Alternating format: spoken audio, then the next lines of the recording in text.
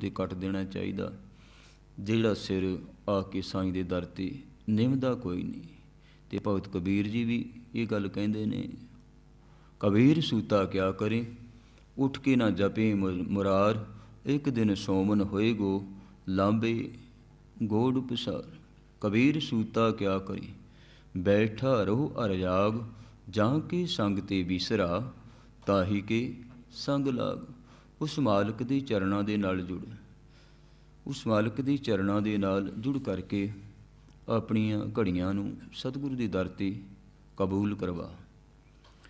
ਅੱਜ ਦਾ ਜੋ ਪਾਵਨ ਪਵਿੱਤਰ ਉਪਦੇਸ਼ ਸੱਚਖੰਡ ਸ੍ਰੀ ਹਰਿਮੰਦਰ ਸਾਹਿਬ ਤੋਂ ਸਤਿਗੁਰਾਂ ਨੇ ਸਾਡੀ ਝੋਲੀ ਦੇ ਵਿੱਚ ਪਾਇਆ ਹੈ, ਜੋ ਰਹਿਮਤ ਕੀਤੀ ਹੈ, ਸਾਰੇ ਪਹਿਲੋਂ ਸਤਿਗੁਰੂ ਦੀ ਮੁਬਾਰਕ ਬਚਨਾਂ ਦੇ ਨਾਲ ਜੋ ਸਤਿਗੁਰੂ ਜੀ ਬਖਸ਼ਿਸ਼ ਕਰ ਰਹੇ ਨੇ ਸੱਚਖੰਡ ਸ੍ਰੀ ਹਰਿਮੰਦਰ ਸਾਹਿਬ ਤੋਂ, ਰੋਜ਼ਾਨਾ ਹੀ ਅਸੀਂ ਸਤਿਗੁਰੂ ਦੇ ਹੁਕਮ ਦੀ ਉਡੀਕ ਕਰ ਰਹੇ ਹੁੰਦੇ ਹਾਂ। ਅਤੇ ਆਓ ਸੁਣਨਾ ਕਰੀਏ ਪਹਿਲੋਂ ਸਤਿਗੁਰਾਂ ਦਾ ਮੁਬਾਰਕ ਬਚਨ ਹੁਕਮਨਾਮੇ ਦੇ ਰੂਪ ਦੇ ਵਿੱਚ।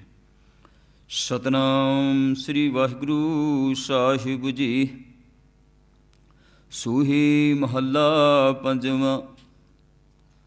ਧਨ ਸੁਹਾਗਣ ਜੋ ਪ੍ਰਭੂ ਪਛਾਨੈ, ਮਾਨੈ ਹੁਕਮ ਤਜੈ ਅਬਮਾਨੈ। ਧਨ ਸੁਹਾਗਣ ਜੋ ਪ੍ਰਭੂ ਪਛਾਨੈ, ਮਾਨੈ ਹੁਕਮ ਤਜੈ ਅਬਮਾਨੈ। ਪ੍ਰੈਸੂ ਰਾਤੀ ਰਲਿਆ ਮਾਨੈ,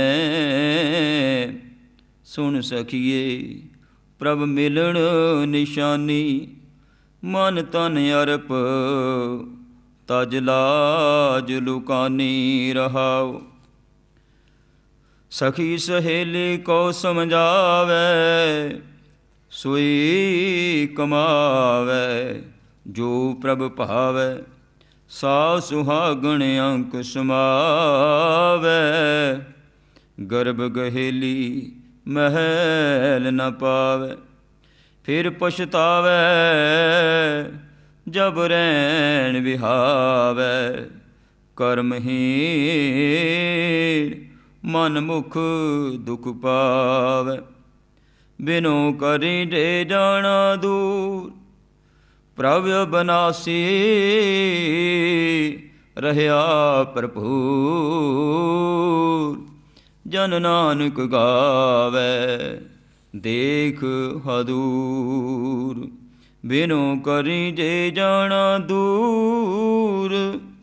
ਪ੍ਰਭ ਅਬਨਾਸੀ ਰਹਿਆ ਭਰਪੂਰ।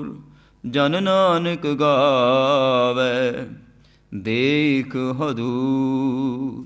ਵਾਹਿਗੁਰੂ ਜੀ ਕਾ ਖਾਲਸਾ, ਵਾਹਿਗੁਰੂ ਜੀ ਕੀ ਫਤਿਹ। ਧੰਨ ਗੁਰੂ ਅਰਜਨ ਦੇਵ ਜੀ ਮਹਾਰਾਜ ਸ਼ਹੀਦਾਂ ਦੇ ਸਰਤਾਜ ਸੂਹੀ ਰਾਗ ਦੇ ਅੰਦਰ ਜੋ ਬਖਸ਼ਿਸ਼, ਜੋ ਰਹਿਮਤ ਸਾਡੀ ਝੋਲੀ ਵਿੱਚ ਪਾ ਰਹੇ ਨੇ। ਸਤਿਗੁਰੂ ਜੀ ਰਹਾਉ ਦੀ ਪੰਕਤੀ ਦੇ ਵਿੱਚ ਬਖਸ਼ਿਸ਼ ਕਰਦੇ ਨੇ। ਸੁਣ ਸਖੀਏ ਪ੍ਰਭ ਮਿਲਣ ਨਿਸ਼ਾਨੀ, ਮਨ ਤਨ ਅਰਪ ਤਜ ਲਾਜ ਲੁਕਾਨੀ। ਇੱਕ ਸਖੀ ਆਪਣੀ ਦੂਸਰੀ ਸਹੇਲੀ ਨੂੰ ਸਮਝਾਉਂਦੀ ਹੈ ਕਿ ਤੂੰ ਮੇਰੇ ਕੋਲੋਂ ਉਸ ਪਰਮੇਸ਼ਰ ਨੂੰ ਮਿਲਣ ਦੀ ਨਿਸ਼ਾਨੀ ਸੁਣ ਲੈ। ਉਹ ਪਰਮੇਸ਼ਰ ਨਾਲ ਮਿਲਾਪ ਕਿਵੇਂ ਹੋ ਸਕਦਾ ਹੈ, ਉਸ ਪਰਮੇਸ਼ਰ ਨੂੰ ਕਿਵੇਂ ਮਿਲਿਆ ਸਕਦਾ ਹੈ। ਸੁਣ ਸਕੀਏ ਪ੍ਰਭ ਮਿਲਣ ਨਿਸ਼ਾਨੀ। ਨਿਸ਼ਾਨੀ ਉਹਦੀ ਕੀ ਹੈ? ਮਨ ਤਨ ਅਰਪ ਤਜ ਲਾਜ ਲੁਕਾਨੀ। ਕਹਿੰਦੇ ਆਪਣਾ ਮਨ ਵੀ ਅਤੇ ਆਪਣਾ ਤਨ ਵੀ ਗੁਰੂ ਦੇ ਅਰਪਣ ਕਰਦੇ, ਗੁਰੂ ਨੂੰ ਸਰੈਂਡਰ ਕਰਦੇ। ਮਨ ਤਨ ਅਰਪ ਤਜ ਲਾਜ ਲੁਕਾਨੀ। ਅਤੇ ਦੁਨੀਆ ਦੀ ਜਿਹੜੀ ਲਾਜ ਹੈ ਉਸ ਤੋਂ ਉੱਪਰ ਉੱਠ ਜਾ। ਮਨ ਤਨ ਧਨ ਸਭ ਸੌਂਪ ਗੁਰ ਕੋ, ਹੁਕਮ ਮੰਨਿਆ ਪਾਈਐ। ਹੁਕਮ ਮੰਨਿਆ ਹੋਵੇ ਪ੍ਰਮਾਣ, ਤਾਂ ਖਸਮੀ ਕਾ ਮਹਿਲ ਪਾਏ ਸੀ। ਮਨ ਤਨ ਨੂੰ ਸਤਿਗੁਰੂ ਦੇ ਅਰਪਣ ਕਰਦੇ। ਜਦੋਂ ਅਸੀਂ ਮਨ ਸਤਿਗੁਰੂ ਨੂੰ ਅਰਪਣ ਕਰ ਦੇਵਾਂਗੇ ਨਾ, ਅਤੇ ਫਿਰ ਮਨ ਸਤਿਗੁਰੂ ਦਾ ਹੋ ਜਾਇਆ ਕਰਦਾ ਹੈ। ਫਿਰ ਮਨ ਸਾਡਾ ਨਹੀਂ ਰਹਿ ਜਾਂਦਾ, ਫਿਰ ਮਨ ਉਸ ਮਾਲਕ ਦਾ ਹੋ ਜਾਂਦਾ ਹੈ। ਜਦੋਂ ਅਸੀਂ ਤਨ ਸਤਿਗੁਰੂ ਨੂੰ ਅਰਪਣ ਕਰ ਦਿੰਦੇ ਹਾਂ ਨਾ, ਤੇ ਫਿਰ ਜਿਹੜਾ ਤਨ ਹੈ ਉਹ ਵੀ ਸਤਿਗੁਰੂ ਦਾ ਹੋ ਜਾਂਦਾ ਹੈ। ਫਿਰ ਕਦਮ ਸਾਡੇ ਆਪਣੇ ਆਪ ਹੀ ਗੁਰੂ ਵਾਲੇ ਪਾਸੇ ਨੂੰ ਚੱਲਦੇ ਨੇ ਤੇ ਸਾਡੇ ਮਨ ਦੇ ਅੰਦਰ ਇਹ ਇੱਛਾ ਬਣ ਜਾਂਦੀ ਹੈ ਸਤਿਗੁਰੂ ਦੇ ਦਰਸ਼ਨ ਕਰਨ ਦੀ। ਜਦੋਂ ਅਸੀਂ ਆਪਾ ਸਤਿਗੁਰੂ ਨੂੰ ਸਮਰਪਿਤ ਕਰ ਦਿੰਦੇ ਹਾਂ, ਜਦੋਂ ਸਤਿਗੁਰੂ ਦੇ ਹੋ ਜਾਂਦੇ ਹਾਂ, ਜਿੰਨੀ ਦੇਰ ਤੱਕ ਮੈਂ ਮੇਰੀ ਦੇ ਵਿੱਚ ਫਸੇ ਹੋਏ ਹਾਂ, ਜਬ ਲਗ ਮੇਰੀ ਮੇਰੀ ਕਰੈ ਤਬ ਲਗ ਕਾਜ ਏਕ ਨਹੀਂ ਸਰੈ, ਜਬ ਮੇਰੀ ਮੇਰੀ ਮਿਟ ਜਾਏ ਤਬ ਪ੍ਰਭ ਕਾਜ ਸਵਾਰੇ ਆਏ। ਭਗਤ ਕਬੀਰ ਜੀ ਕਹਿੰਦੇ ਨੇ, ਮੇਰਾ ਮੁਝ ਮੇਂ ਕਿਛ ਨਹੀਂ, ਜੋ ਕਿਛ ਹੈ ਸੋ ਤੇਰਾ, ਤੇਰਾ ਤੁਝ ਕੋ ਸੌਂਪ ਤੇ ਕਿਆ ਲਾਗੇ ਮੇਰਾ। ਤੇਰੇ ਦਿੱਤੇ ਦੇ ਵਿੱਚੋਂ ਤੈਨੂੰ ਅਰਪਣ ਮੈਂ ਕੀ ਕਰ ਸਕਦਾ, ਜੋ ਕੁਝ ਵੀ ਦਿੱਤਾ ਤੇਰਾ ਹੀ ਦਿੱਤਾ ਹੋਇਆ ਹੈ। ਜਿਹੜੇ ਗੁਰੂ ਵਾਲੇ ਹੋ ਜਾਂਦੇ ਨੇ, ਜਿਹੜੇ ਗੁਰੂ ਦੇ ਸਨਮੁਖ ਹੋ ਜਾਂਦੇ ਨੇ, ਉਹਨਾਂ ਦੀ ਬਿਰਤੀ ਐਸੀ ਬਣ ਜਾਂਦੀ ਹੈ ਕਿ ਸਤਿਗੁਰੂ ਜੀ ਸਭ ਕੁਝ ਹੀ ਤੇਰਾ, ਤਨ ਵੀ ਤੇਰਾ, ਮਨ ਵੀ ਤੇਰਾ, ਧਨ ਵੀ ਤੇਰਾ, ਤਨ ਮਨ ਤੇਰਾ, ਧਨ ਵੀ ਤੇਰਾ, ਤੂੰ ਠਾਕੁਰ ਸੁਆਮੀ ਪ੍ਰਭ ਮੇਰਾ। ਜੀਓ ਪਿੰਡ ਸਭ ਰਾਸ ਤੁਮਾਰੀ, ਤੇਰਾ ਜ਼ੋਰ ਗੋਪਾਲਾ ਜੀਓ। ਸਾਰਾ ਕੁਝ ਹੈ ਹੀ ਤੇਰਾ, ਮੇਰਾ ਹੈ ਹੀ ਕੁਝ ਨਹੀਂ। ਤੇ ਸਤਿਗੁਰੂ ਗੁਰਦੇਵ ਪਿਤਾ ਧੰਨ ਗੁਰੂ ਅਰਜਨ ਦੇਵ ਜੀ ਮਹਾਰਾਜ ਬਖਸ਼ਿਸ਼ ਕਰ ਰਹੇ ਨੇ। ਪਹਿਲੀ ਪੰਕਤੀ ਦੇ ਵਿੱਚ ਸੂਹੀ ਮਹੱਲਾ ਪੰਜਵਾਂ, ਧੰਨ ਸੁਹਾਗਣ ਜੋ ਪ੍ਰਭੂ ਪਛਾਨੈ। ਕਹਿਣ ਨੂੰ ਤਾਂ ਹਰ ਕੋਈ ਇਹ ਆਖੇਗਾ ਕਿ ਮੈਨੂੰ ਪਰਮੇਸ਼ਰ ਦੀ ਬੜੀ ਨੇੜਤਾ ਹੈ, ਪਰਮੇਸ਼ਰ ਮੇਰੇ ਬਿਲਕੁਲ ਅੰਗ ਸੰਗ ਹੈ, ਮੈਂ ਸੁਹਾਗਣ ਹਾਂ। ਕਹਿਣ ਨੂੰ ਤਾਂ ਸਾਰੇ ਇਹ ਗੱਲ ਕਹਿੰਦੇ ਹਾਂ ਕਿ ਮੇਰੀ ਬੜੀ ਨਜ਼ਦੀਕੀ ਹੈ ਗੁਰੂ ਦੇ ਨਾਲ, ਗੁਰੂ ਦੇ ਨਾਲ ਮੇਰੀ ਬਹੁਤ ਨੇੜਤਾ ਹੈ। ਧੰਨ ਸੁਹਾਗਣ ਜੋ ਪ੍ਰਭੂ ਪਛਾਨੇ। ਅਸਲ ਦੇ ਵਿੱਚ ਜਿਹੜਾ ਉਸ ਮਾਲਕ ਨੂੰ ਪਛਾਣਦਾ ਹੈ, ਸੁਹਾਗਣ ਤਾਂ ਅਸਲ ਦੇ ਵਿੱਚ ਉਹ ਹੈ। ਭਾਈ ਗੁਰਦਾਸ ਜੀ ਨੇ ਬੜੇ ਸੁੰਦਰ ਲਫ਼ਜ਼ਾਂ ਦੇ ਵਿੱਚ ਇਹ ਗੱਲ ਆਖੀ ਹੈ, ਪ੍ਰੀਤਮ ਕੇ ਦੇਸ਼ ਕੈਸੇ ਬਾਤਨ ਸੇ ਜਾਈਏ, ਪੂਛਤ ਪਥਕ ਤੇ ਮਾਰਗ ਨਾ ਧਰੇ ਪਗ, ਪ੍ਰੀਤਮ ਕੇ ਦੇਸ਼ ਕੈਸੇ ਬਾਤਨ ਸੇ ਜਾਈਏ। ਕਹਿੰਦੇ ਪੱਥਰ ਲੱਗਿਆ, ਮੀਲ ਪੱਥਰ ਸੜਕ ਦੇ ਉੱਤੇ ਲੱਗਿਆ ਹੋਇਆ, ਤੇ ਜੇ ਉਸ ਨੂੰ ਅਸੀਂ ਜੱਫਾ ਪਾ ਕੇ ਬਹਿ ਜਾਈਏ, ਤੁਰੀਏ ਕੋਈ ਨਾ, ਤੇ ਸਾਡਾ ਪੈਂਡਾ ਨਹੀਂ ਤੈਅ ਹੋਵੇਗਾ। ਪੂਛਤ ਹੈ ਵੈਦ ਖਾਤ ਔਕੁਦ ਮਨਾ ਸੰਜਮ ਸੇ, ਕੈਸੇ ਮਿਟੇ ਰੋਗ ਸੁਖ ਸਹਿਜ ਸਮਾਈਏ। ਵੈਦ ਕਹਿੰਦਾ ਕਿ ਤੈਨੂੰ ਮੈਂ ਜਿਹੜੀ ਦਵਾਈ ਦਿੱਤੀ ਤੂੰ ਪਰਹੇਜ਼ ਦੇ ਨਾਲ ਖਾਧੀ ਹੈ, ਪਰਹੇਜ਼ ਕੀਤਾ ਕੋਈ ਨਹੀਂ। ਜਦੋਂ ਪਰਹੇਜ਼ ਕੋਈ ਨਹੀਂ ਕੀਤਾ, ਬਿਮਾਰੀ ਜਿਵੇਂ ਦੀ ਤਿਵੇਂ ਹੀ ਬਣੀ ਰਹੇਗੀ। ਇੱਥੇ ਭਾਈ ਗੁਰਦਾਸ ਜੀ ਕਹਿ ਰਹੇ ਨੇ ਪੂਛਤ ਸੁਹਾਗਣ ਹੈ। ਪੁੱਛੋ ਤੇ ਕਹਿੰਦੇ ਆ ਕਿ ਮੈਂ ਤੇ ਸੁਹਾਗਣ ਹੈ, ਕਰਮ ਦੁਹਾਗਣ ਕੇ। ਪਰ ਜਿਹੜੇ ਕਰਮ ਜਿਤਨੇ ਨੇ ਉਹ ਸਾਰੇ ਦੁਹਾਗਣਾ ਵਾਲੇ ਨੇ। ਹਿਰਦੇ ਵੀ ਵਿਚਾਰ ਕਤ ਸਿਹਜਾ ਬੁਲਾਈਏ। ਤੇ ਜੇ ਹਿਰਦੇ ਦੇ ਅੰਦਰ ਭੈੜੀ ਮੱਤ ਭਰੀ ਹੋਈ ਹੈ ਪਿਆਰਿਓ, ਸਾਰੀ ਅਸੀਂ ਉਸ ਦੀਆਂ ਇਸਤਰੀਆਂ ਹਾਂ। ਹਿਰਦੇ ਵੀ ਵਿਚਾਰ, ਭਾਵੇਂ ਕੋਈ ਮਨੁੱਖ ਦੇ ਰੂਪ ਵਿੱਚ ਹੈ, ਭਾਵੇਂ ਕੋਈ ਇਸਤਰੀ ਦੇ ਰੂਪ ਦੇ ਵਿੱਚ ਹੈ। ਪੂਛਤ ਸੁਹਾਗਨ ਹੈ ਕਰਮ ਦੁਹਾਗਣ ਕੇ, ਹਿਰਦੇ ਵਿਚਾਰ ਕਤ ਸਹਿਜਾ ਬੁਲਾਈਏ। ਉਹ ਪਤੀ ਕਿਵੇਂ ਸਹਿਜਾ ਤੇ ਬੁਲਾਵੇਗਾ ਜੇ ਹਿਰਦੇ ਦੇ ਅੰਦਰ ਵਿਚਾਰ ਭਰਿਆ ਹੋਇਆ, ਭੈੜੀ ਮੱਤ ਭਰੀ ਹੋਈ ਹੈ। ਧਨ ਸੁਹਾਗਨ ਪ੍ਰਭੂ ਪਛਾਨੈ, ਮਾਨੈ ਹੁਕਮ ਹਿਰਦੇ ਵਿਚਾਰ ਕਤ ਸਹਿਜਾ ਬੁਲਾਈਏ। ਕਹਿੰਦੇ ਉਹ ਪਤੀ ਕਿਵੇਂ ਰੀਝ ਕੇ ਖੁਸ਼ ਹੋਵੇਗਾ, ਕਿਵੇਂ ਸਹਿਜਾ ਤੇ ਬੁਲਾਵੇਗਾ। ਗਾਏ ਸੁਨੇ ਆਖੇ ਮੀਚੇ ਪਾਈਏ ਨਾ ਪਰਮ ਪਦ। ਗਾਉਣ ਵਾਲੇ ਸੁਣਾਉਣ ਵਾਲੇ ਬੜੇ ਅੱਖਾਂ ਮੀਟ ਮੀਟ ਕੇ ਗਾਈ ਜਾਣ, ਤੇ ਸੁਣਨ ਵਾਲੇ ਬੜੇ ਅੱਖਾਂ ਮੀਟ ਮੀਟ ਕੇ ਸੁਣੀ ਵੀ ਜਾਣ। ਗਾਏ ਸੁਨੇ ਆਖੇ ਮੀਚੇ ਪਾਈਏ ਨਾ ਪਰਮ ਪਦ, ਗੁਰ ਉਪਦੇਸ਼ ਗਹਿ ਜੋ ਲਓ ਨਾ ਕਮਾਈਏ। ਜਿਤਨੀ ਦੇਰ ਤੱਕ ਗੁਰੂ ਦੇ ਉਪਦੇਸ਼ ਦੀ ਕਮਾਈ ਨਹੀਂ ਕੀਤੀ ਜਾਂਦੀ, ਉਤਨੀ ਦੇਰ ਤੱਕ ਗੱਲ ਬਣਨੀ ਕੋਈ ਨਹੀਂ। ਧਨ ਸੁਹਾਗਣ ਜੋ ਪ੍ਰਭੂ ਪਛਾਨੇ। ਅਸਲ ਦੇ ਵਿੱਚ ਸੁਹਾਗਣ ਉਹ ਹੈ ਜਿਹੜੀ ਪ੍ਰਭੂ ਦੀ ਪਛਾਣ ਕਰਦਾ ਹੈ, ਜਿਹੜਾ ਪ੍ਰਭੂ ਨਾਲ ਜੁੜਦਾ ਹੈ। ਧਨ ਸੁਹਾਗਣ ਜੋ ਪ੍ਰਭੂ ਪਛਾਨੇ, ਮਾਨੇ ਹੁਕਮ ਤਜੈ ਅਭਿਮਾਨੇ। ਤੇ ਹੁਕਮ ਨੂੰ ਮੰਨ ਕੇ ਪਰਮੇਸ਼ਰ ਦੇ ਨੂੰ ਆਪਣੇ ਅਭਿਮਾਨ ਨੂੰ ਛੱਡ ਦੇਵੇ, ਆਪਣੇ ਅਹੰਕਾਰ ਨੂੰ ਛੱਡ ਦੇਵੇ। ਮਾਨੇ ਹੁਕਮ, ਫਿਰ ਹੁਕਮ ਦੀ ਅਦੂਲੀ ਨਾ ਕਦੇ ਵੀ ਕਰੇ। ਜਿਵੇਂ ਗੁਰੂ ਨਾਨਕ ਪਿਤਾ ਦੇ ਦਰ 'ਤੇ ਕਬੂਲ ਪਏ ਭਾਈ ਲਹਿਣਾ ਜੀ ਜਦੋਂ ਪਹਿਲੀ ਵਾਰੀ ਆਏ ਨੇ ਕਰਤਾਰਪੁਰ ਮਿਲਣ ਦੇ ਵਾਸਤੇ, ਅੱਜ ਕਹਿੰਦੇ ਆਪਣੇ ਸਾਥੀਆਂ ਨੂੰ ਇਹ ਗੱਲ ਕਹਿ ਦਿੱਤੀ ਕਿ ਮੈਂ ਗੁਰੂ ਨਾਨਕ ਪਿਤਾ ਨੂੰ ਮਿਲਣ ਵਾਸਤੇ ਜਾਣਾ, ਘੋੜੇ 'ਤੇ ਅਸਵਾਰ ਨੇ। ਅਤੇ ਕਹਿੰਦੇ ਜਦੋਂ ਜਾ ਰਹੇ ਨੇ ਅਤੇ ਵਾਰ-ਵਾਰ ਪਿੰਡ ਦੇ ਤੱਕਿਆ ਹੈ, ਗੁਰੂ ਨਾਨਕ ਪਿਤਾ ਨੂਰਾਨੀ ਮੁਖੜਾ, ਪਰ ਪਤਾ ਕੋਈ ਨਹੀਂ। ਕਹਿੰਦੇ ਚਿੱਟਾ ਦਾੜਾ ਮੋਤੀਆਂ ਵਾਂਗ ਚਮਕ ਰਿਹਾ। ਅਤੇ ਬਾਬਾ ਲਹਿਣਾ ਜੀ ਨੇ ਆ ਕੇ ਕੋਲ ਘੋੜਾ ਖੜਾ ਕੀਤਾ ਅਤੇ ਆ ਕੇ ਆਖਿਆ ਕਿ ਮੈਂ ਗੁਰੂ ਨਾਨਕ ਦੇ ਘਰ ਵਿੱਚ ਜਾਣਾ ਹੈ, ਮੈਨੂੰ ਗੁਰੂ ਨਾਨਕ ਦੇ ਘਰ ਵਿੱਚ ਲੈ ਚਲੋਗੇ। ਅਤੇ ਹੁਣ ਸਤਿਗੁਰਾਂ ਨੇ ਵਾਗਾਂ ਫੜ ਲਈਆਂ ਹਨ। ਜਿਸ ਵੇਲੇ ਧਰਮਸ਼ਾਲਾ ਦੇ ਬਾਹਰ ਆ ਕੇ ਕਹਿੰਦੇ ਪੁਰਖਾ ਇੱਥੇ ਘੋੜੇ ਨੂੰ ਬੰਨ੍ਹਦੇ ਅਤੇ ਉਸ ਪਾਸਿਆਂ ਦੀ ਚਲਿਆ ਜਾ, ਗੁਰੂ ਨਾਨਕ ਦੇ ਦਰਸ਼ਨ ਹੋ ਜਾਵਣਗੇ। ਹੁਣ ਘੋੜੇ ਨੂੰ ਬੰਨ੍ਹ ਕੇ ਮੇਰਾ ਸਤਿਗੁਰੂ ਨਾਰਾਇਣ ਰੂਪ ਆਪ ਘੋੜੇ ਦੀਆਂ ਲਗਾਮਾਂ ਫੜ ਕੇ ਲਈ ਆ ਰਿਹਾ ਹੈ। ਅਤੇ ਜਿਸ ਵੇਲੇ ਬਾਬਾ ਲਹਿਣਾ ਜੀ ਨੇ ਘੋੜੇ ਨੂੰ ਬੰਨ੍ਹ ਕੇ ਜਾ ਕੇ ਤੱਕਿਆ ਹੈ, ਨੂਰਾਨੀ ਮੁਖੜਾ, ਇਹ ਤਾਂ ਉਹੀਓ ਨੂਰਾਨੀ ਮੁਖੜਾ ਹੈ ਜਿਹੜਾ ਮੇਰੇ ਘੋੜੇ ਦੀਆਂ ਵਾਗਾਂ ਫੜ ਕੇ ਲੈ ਕੇ ਆਇਆ ਸੀ।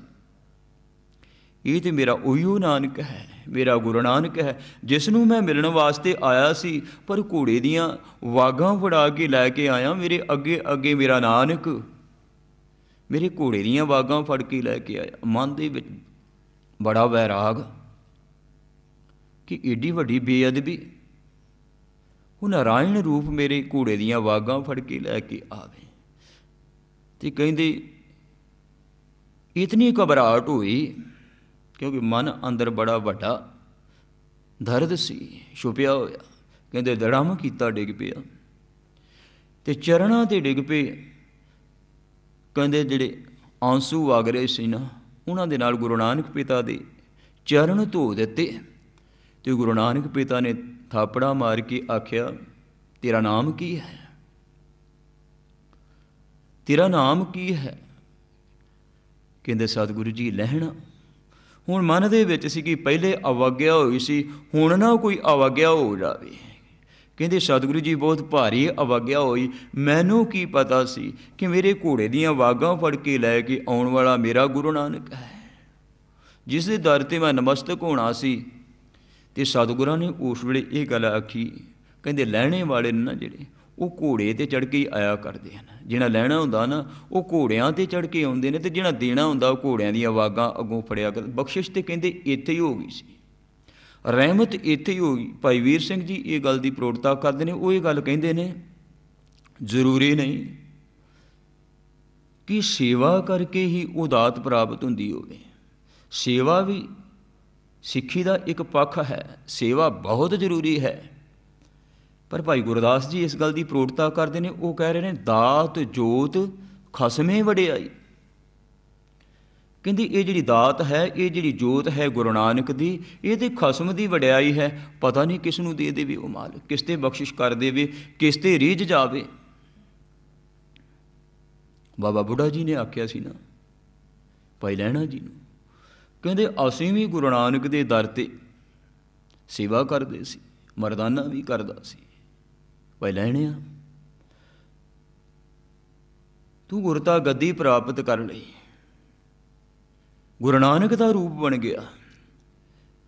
ਅਤੇ ਭਾਈ ਲਹਿਣਾ ਜੀ ਨੇ ਗੁਰੂ ਅੰਗਦ ਦੇਵ ਜੀ ਮਹਾਰਾਜ ਆਖਣ ਲੱਗੇ, ਬਾਬਾ ਜੀ ਤੁਸੀਂ ਬ੍ਰਹਮ ਗਿਆਨੀ ਹੋ, ਤੁਸਾਂ ਗੁਰੂ ਨਾਨਕ ਨੂੰ ਕੀ ਜਾਣ ਕੇ ਸੇਵਾ ਕੀਤੀ?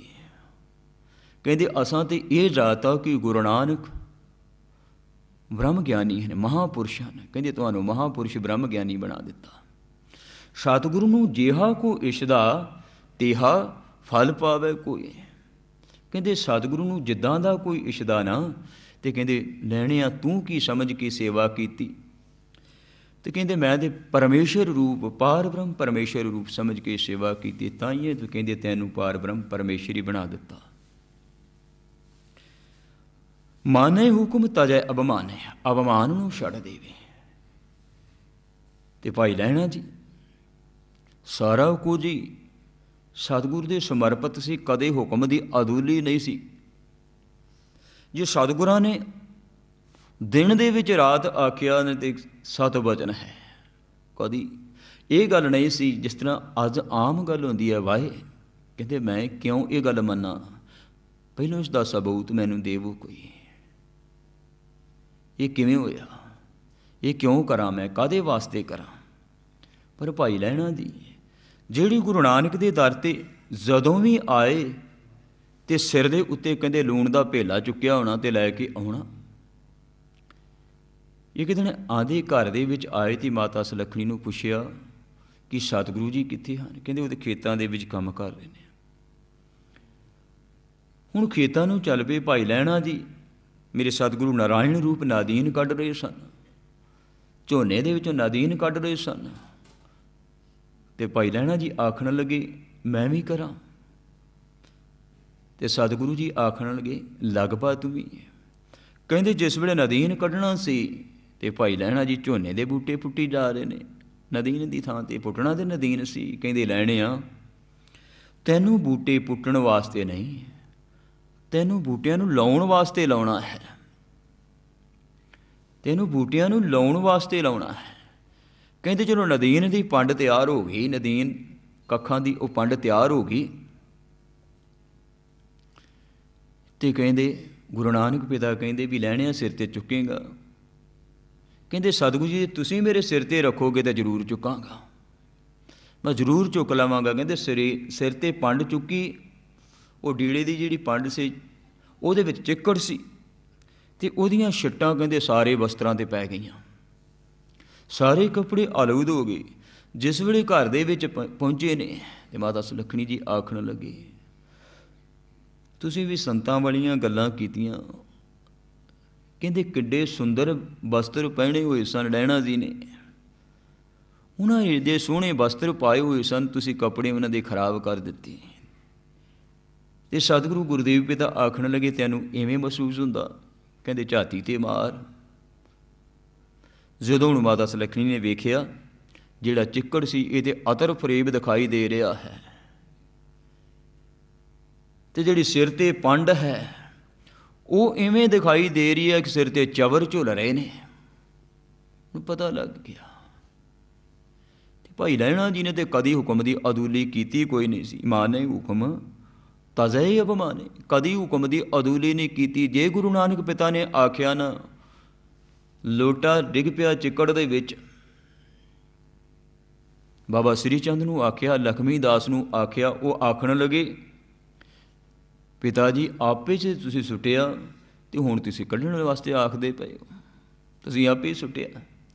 ਤੇ ਜਿਸ ਵੇਲੇ ਭਾਈ ਲਹਿਣਾ ਜੀ ਨੂੰ ਆਖਿਆ ਤੇ ਉਸੇ ਵੇਲੇ ਵਸਤਰਾਂ ਦੀ ਪਰਵਾਹ ਨਹੀਂ ਕੀਤੀ, ਚਿੱਕੜ ਦੇ ਵਿੱਚੋਂ ਲੋਟਾ ਕੱਢ ਕੇ ਲੈ ਆਂਦਾ। ਜੇ ਕਹਿੰਦੇ ਸੰਗਤਾਂ ਆਈਆਂ ਨੇ ਨਾਨਕ ਮਤੇ ਗੁਰੂ ਨਾਨਕ ਪਿਤਾ ਦੇ ਦਰਸ਼ਨ ਕਰਨ ਵਾਸਤੇ, ਦਰਸ਼ਨ ਕਰਨ ਵਾਸਤੇ ਸੰਗਤਾਂ ਆਈਆਂ ਨੇ ਤੇ ਬਾਬਾ ਸ੍ਰੀ ਚੰਦ ਨੂੰ ਲਖਮੀ ਦਾਸ ਨੂੰ ਆਖਿਆ ਕਿ ਦਰਖਤ ਨੂੰ ਹਿਲਾਓ, ਇਸ ਤੋਂ ਮਠਿਆਈ ਡਿੱਗੇਗੀ। ਬਾਬਾ ਸ੍ਰੀ ਚੰਦ ਜੀ ਆਖਣ ਲੱਗੇ ਕਦੀ ਦਰਖਤਾਂ ਤੋਂ ਵੀ ਮਠਿਆਈਆਂ ਡਿੱਗੀਆਂ ਨੇ? ਤੁਸੀਂ ਹੁਣ ਬਜ਼ੁਰਗ ਹੋ ਗਏ ਹੋ, ਕਹਿੰਦੇ ਤੁਹਾਨੂੰ ਪਤਾ ਨਹੀਂ ਲੱਗਦਾ। ਫਿਰ ਕਹਿੰਦੇ ਜੰਡ ਦਾ ਰੁੱਖ ਜਿਸ 'ਤੇ ਤੁਸੀਂ ਆਖ ਰਹੇ ਹੋ ਕਿ ਮਠਾਈ ਡਿੱਗੇਗੀ। ਬਾਬਾ ਲਹਿਣਾ ਜੀ ਵੱਲ ਜਿਸ ਵੇਲੇ ਇਸ਼ਾਰਾ ਕੀਤਾ ਤੇ ਦਰਖਤ 'ਤੇ ਚੜ੍ਹ ਕੇ ਹਿਲਾਉਣ ਲੱਗੀ ਤੇ ਬਾਬਾ ਸ੍ਰੀ ਚੰਦ ਜੀ ਆਖਣ ਲੱਗੀ ਬਾਬਾ ਲਹਿਣਾ ਜੀ ਇਹ ਕੀ ਕਰਦੇ ਪਏ ਹੋ? ਕਦੀ ਦਰਖਤਾਂ ਨੂੰ ਵੀ ਮਠਿਆਈ ਲੱਗੀ ਆ?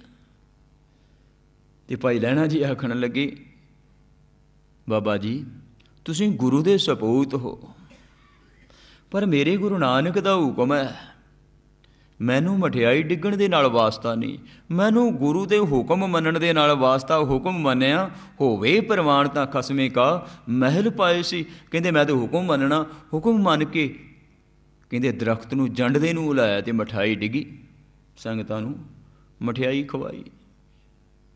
ਫਿਰ ਸਤਿਗੁਰੂ ਨਾਨਕ ਪਿਤਾ ਦਾ ਹੁਕਮ ਮੰਨਿਆ, ਹੁਕਮ ਦੀ ਅਦੂਲੀ ਕਦੇ ਨਹੀਂ ਕੀਤੀ, ਕਦਾਚਿਤ ਵੀ ਹੁਕਮ ਦੀ ਅਦੂਲੀ ਨਹੀਂ ਕੀਤੀ। ਮਾਨੇ ਹੁਕਮ ਤਦੈ ਅਵਮਾਨੇ, ਪ੍ਰੈ ਸੂ ਰਾਤੀ ਰਲੀਆ ਮਾਨੇ। ਫਿਰ ਉਹ ਸੁਹਾਗਣਾ ਆਪਣੇ ਪਤੀ ਦੇ ਰੰਗ ਦੇ ਵਿੱਚ ਰੰਗੀਆਂ ਹੋਈਆਂ ਸੁੱਖ ਮਾਣਦੀਆਂ ਹਨ। सुख की प्राप्ति करदियां हन। सुन सखिए प्रभ मिलन निशानी। सहेली अपनी सहेली नूं कहंदी है भी परमेश्वर नूं मिलन की निशानी तू सुन लै। परमेश्वर नूं मिलन की निशानी इहो है, मन तन आरप तज लाज लुकानी। अपने आपे नूं गुरु दे सरंडर कर दे, गुरु दे समर्पित कर दे, तज लाज लुकानी। दुनिया की लाज नूं छड्ड दे, दुनिया की शर्म नूं छड्ड दे। दुनिया ने तैनूं की कहना है? दुनिया तो ये आखेगी ना कि तू चोड़ा कुर्ता पा लिया है, बड़ा गातरा पा लिया है। दुनिया कई कुछ आखेगी। दुनिया की लाज नूं छड्ड के मन तन अरप तज लाज लुकानी रहाओ। सखी सहेली को समझावै सोई कमावै जो प्रभ भावै। तो हुण सखी सहेली नूं की समझाउंदी है कि उहिओ ही कमाउणा चाहीदा, उहिओ कमाई करनी चाहिदी है जिहड़ी खसम नूं चंगी लगे, जिहड़ी उहनूं भा जावे। जे अपनी मर्जी का असीं कोई भी काम करांगे प्यारिओ, वो खसम नूं नहीं चंगा लगेगा, वो वाहिगुरू नहीं चंगा लगेगा। वाहिगुरू नूं काम वो चंगा लगेगा, परमेश्वर नूं वो काम चंगा लगेगा जिहड़ा उहनूं भाउंदा है। पर असीं ते जदों किते सेवा भी करदे आ ना, अपने मन विच साडे जो आउंदी है ना उहिओ करदे। जे सानूं चंगी लगे तो कर लई, जे सानूं चंगी ना लगी तो असीं नहीं करदे। गुरु कलगीधर महाराज जियां दे दरबार दे विच एक सिख की वारता आउंदी है जिसका जिक्र आनंद सिंह करके भी कीता है कि बड़ा गरीबड़ा सिख सी ते कहंदे लिपाई की सेवा कर रहा ते गुरु कलगीधर महाराज जी बाहरों आ रहे ने ते नाल सिख संगतां होर भी हैं। तो जिस वेले कोलों दी लंघन गुजरन लगे ने कोलों दी, ते हुण ये गरीबड़ा जिहड़ा कंध भरिया सी, मिट्टी दे थोबे बना बना के मार रहा सी। कहंदे जिस वेले मिट्टी दा थोबा मारिया ते उहदे छट्टे जिहड़े सी ना गुरु कलगीधर महाराज जी दे चोगे ते पै गए। ते गुरु कलगीधर महाराज जी ने आख्या सिखां नूं, सिख वेखो इहनूं ख्याल कोई नहीं, ਇਹਦੇ ਸਾਡੇ ਵਸਤਰ ਖਰਾਬ ਕਰ ਦਿੱਤੇ, ਸਾਡੇ ਵਸਤਰ ਆਲੂਦ ਕਰ ਦਿੱਤੇ, ਗੰਦੇ ਕਰ ਦਿੱਤੇ, ਸਾਡੇ ਵਸਤਰ ਚਿੱਕੜ ਪਾ ਦਿੱਤਾ। ਚਿੱਟੇ ਕਿੱਡੇ ਸੁੰਦਰ ਵਸਤਰ ਸਨ। ਕਹਿੰਦੇ ਸਿੱਖਾਂ ਨੂੰ ਸਤਿਗੁਰਾਂ ਨੇ ਆਖਿਆ ਇਸ ਦੀ ਕੋਈ ਇੱਕ ਸਿੱਖ ਚਪੇੜ ਮਾਰੇ।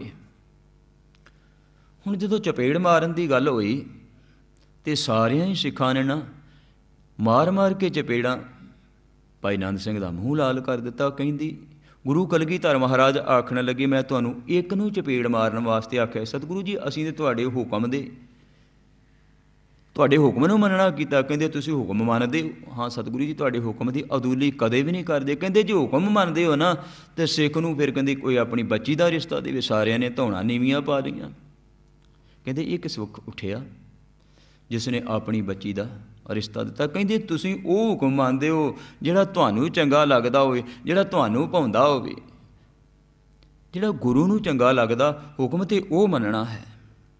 सखी सहेली को समझावै सोई कमावै जो प्रभ भावै। जो प्रभु नूं चंगा लगदा, जो उस मालिक नूं चंगा लगदा, सा सुहागण अंक समावै। वो सुहागणा पति दे रंग विच रंगीਆਂ होईਆਂ पति दे विच ही समा जांदियां हन। गर्भ गहेली महल न पावै। जिहड़ी अपने अहंकार दे विच है उहदे महल तक नहीं पहुँच सकती, परमेश्वर तक नहीं पहुँच सकती, अपने अहंकार दे विच है। गर्भ तो भाव अहंकार है। गर्भ गहेली फसी हुई अहंकार दे विच जिहड़ी फसी हुई है वो खसम दे महल तक नहीं पहुँच सकती।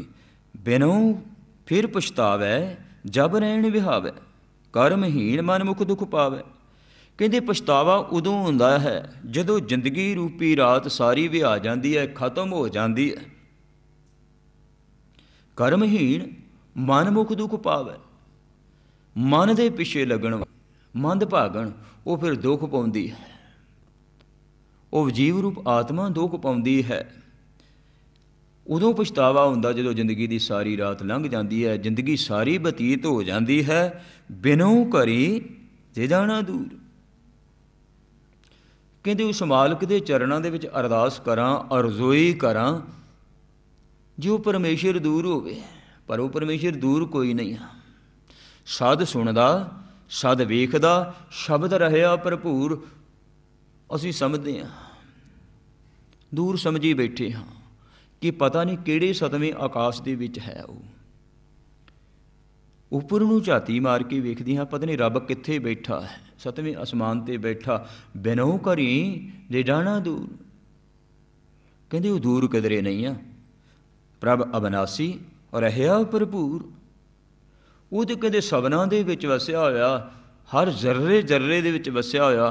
ਕੋਈ ਐਸੀ ਜਗ੍ਹਾ ਨਹੀਂ ਜਿੱਥੇ ਉਹ ਨਾ ਹੋਵੇ। ਉਹ ਹਰ ਥਾਂ 'ਤੇ ਉਸ ਦਾ ਪਸਾਰਾ ਹੈ, ਹਰ ਇੱਕ ਦੇ ਵਿੱਚ ਉਹ ਰਮਿਆ ਹੋਇਆ ਹੈ। ਪਰ ਦਿਖਾਈ ਕਿਹਨਾਂ ਨੂੰ ਦਿੰਦਾ ਹੈ? ਜਿਹੜੇ ਗੁਰੂ ਦੇ ਅਨੁਸਾਰੀ ਹੋ ਜਾਂਦੇ ਨੇ। ਪ੍ਰਭ ਅਬਨਾਸੀ ਰਹਿਆ ਭਰਪੂਰ। ਉਹ ਤਾਂ ਸਭ ਜਗ੍ਹਾ 'ਤੇ ਭਰਪੂਰ ਹੈ, ਜਿੱਥੇ ਵੀ ਜਾਈਏ ਉੱਥੇ ਹੀ ਹੈ। ਆਦ ਸੱਚ, ਜੁਗਾਦ ਸੱਚ, ਹੈ ਵੀ ਸੱਚ, ਨਾਨਕ ਹੋਸੀ ਵੀ ਸੱਚ। ਉਹ ਧਰਤੀ 'ਤੇ ਵੀ ਹੈ, ਅਤੇ ਜਿਹੜੇ ਧਰਤੀ ਦੇ ਅਸਮਾਨ ਵਿੱਚ ਜਗ੍ਹਾ ਉੱਥੇ ਵੀ ਹੈ।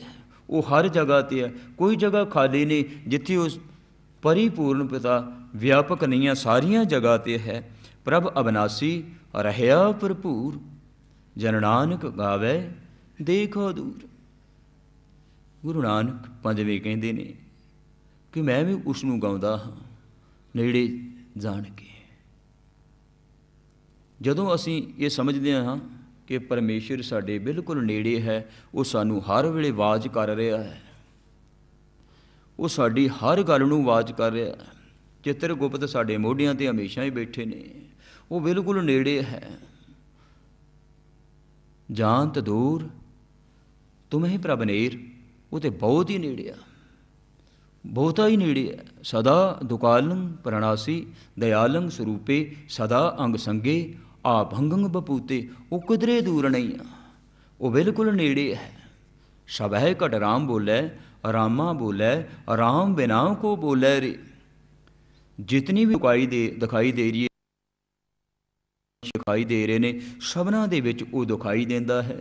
ਸਤਿਗੁਰਾਂ ਨੇ ਜੋ ਬਖਸ਼ਿਸ਼ ਕੀਤੀ, ਰਹਿਮਤ ਕੀਤੀ, ਸੱਚਖੰਡ ਸ੍ਰੀ ਹਰਿਮੰਦਰ ਸਾਹਿਬ ਤੋਂ ਪਾਵਨ ਬਚਨਾਂ ਦੇ ਰਾਹੀਂ ਆਪ ਜੀ ਨੇ ਤੁਸ਼ ਬੁੱਧੀ ਅਨੁਸਾਰ ਸਰਵਣ ਕੀਤਾ ਹੈ। ਸਤਿਗੁਰੂ ਬਖਸ਼ਿਸ਼ ਕਰੇ, ਰਹਿਮਤ ਕਰੇ ਕਿ ਸਾਡੀ ਝੋਲੀ ਦੇ ਵਿੱਚ ਨਾਮ ਦੀ ਦਾਤ ਪਾ ਦੇਵੀ। ਅਹੰਕਾਰ ਤੋਂ ਉੱਪਰ ਉੱਠ ਕੇ, ਹਉਮੈ ਤੋਂ ਉੱਪਰ ਉੱਠ ਕੇ ਉਸ ਮਾਲਕ ਦੀ ਸਿਫਤ ਸਲਾਹ ਦੇ ਵਿੱਚ ਲੱਗ ਜਾਈਏ। ਜਦੋਂ ਉਸ ਦੀ ਸਿਫਤ ਸਲਾਹ ਦੇ ਵਿੱਚ ਲੱਗ ਜਾਵਾਂਗੇ, ਜਦੋਂ ਉਸ ਦੇ ਗੁਣ ਗਾਇਨ ਕਰਨੇ ਸ਼ੁਰੂ ਕਰ ਦੇਵਾਂਗੇ, ਅਹੰਕਾਰ ਨੂੰ ਛੱਡ ਕੇ, ਹਉਮੈ ਨੂੰ ਛੱਡ ਕੇ, ਫਿਰ ਕੀ ਹੋ ਜਾਵੇਗਾ? ਇਹ ਸਾਡਾ ਲੋਕ ਸੁਖੀਏ, ਪਰਲੋਕ ਸੁਹੇਲੇ। ਨਾਨਕ ਹਰ ਪ੍ਰਭ ਆਪੇ ਮੇਲੇ ਦੇ ਮਹਾਂਵਾਕ ਅਨੁਸਾਰ ਜੀਵਨ ਢਲ ਜਾਵੇਗਾ। ਹੋਈਆਂ ਭੁੱਲਾਂ ਦੀ ਖਿਮਾ ਬਖਸ਼ਿਸ਼ ਕਰਨਾ। ਸਮੂਹ ਸੰਗਤ ਸਾਰਿਆਂ ਨੇ ਸੱਚਖੰਡ ਸ੍ਰੀ ਹਰਿਮੰਦਰ ਸਾਹਿਬ ਤੋਂ ਜੋ ਪਾਵਨ ਬਚਨ ਸਰਵਣ ਕੀਤੇ, ਸਾਡੇ ਸਾਰਿਆਂ ਦੇ ਹਿਰਦੇ ਦੀ ਤਹਿ ਤੱਕ ਪਹੁੰਚ ਜਾਵਣ। ਸਤਿਗੁਰੂ ਬਖਸ਼ਿਸ਼ ਕਰੇ, ਰਹਿਮਤ ਕਰੇ, ਸਾਡਾ ਇਸ ਸੰਸਾਰ 'ਤੇ ਆਉਣਾ ਸਫਲ ਹੋ ਜਾਵੇ। ਹੋਈਆਂ ਭੁੱਲਾਂ ਦੀ ਖਿਮਾ ਬਖਸ਼ਿਸ਼ ਕਰਨਾ। ਸਮੂਹ ਸੰਗਤ ਗੱਜ ਵੱਜ ਕੇ ਬੁਲਾਈਏ ਜੀ ਫਤਿਹ। ਵਾਹਿਗੁਰੂ ਜੀ ਕਾ ਖਾਲਸਾ, ਵਾਹਿਗੁਰੂ ਜੀ ਕੀ ਫਤਿਹ।